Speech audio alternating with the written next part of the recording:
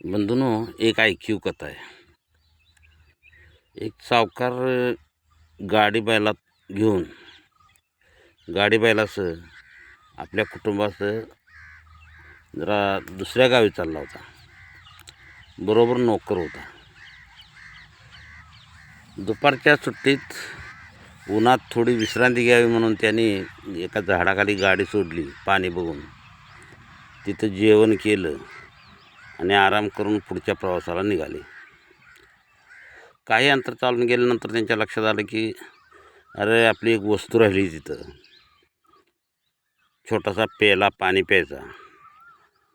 मग त्यांनी नोकरला सांगितलं, जा आणि घेऊन ये म्हणून. नोकर परत गेला त्या ठिकाणी, तर त्याची वाटी धरून एक माणूस बसलेला होता. त्याला विचारलं, तू कोण आहेस?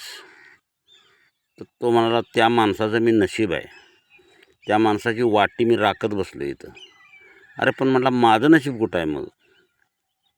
तो म्हणला, जा, तुझं नशीब तुझ्या रानात बसलं आहे, त्यानं इथं गाडून घेतलं आहे. यानं सावकारला सांगितलं मला सुट्टी पाहिजे म्हणून, आणि घरी गेला. तसंच रानात गेला आणि रानात ते या नशिबाला शोधायला लागला. खणून खणून सगळं त्यानं रान तयार केलं. लोकांनी सांगितलं की आता एवढं खणलंस तर काहीतरी पेर. त्यानं पेरलं, भरपूर पीक आलं आणि त्याला भरपूर असं धान्यधुन्य मिळालं.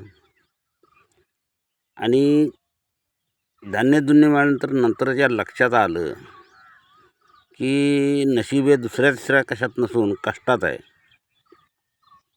बंधूनो, त्या कथाकाराला किंवा कथा बनवणाराला हेच सांगायचं असेल की तुमचं नशीब दुसरी तिसरीकडे कोणी नसून तुमच्याजवळच आहे.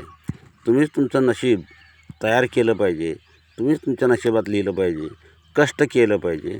कष्ट केल्यानंतर भरपूर काही मिळतं, आपल्याला जे पाहिजे ते मिळतं आणि सगळं कष्टावरच अवलंबून आहे. हे त्याच्या लक्षात आलं.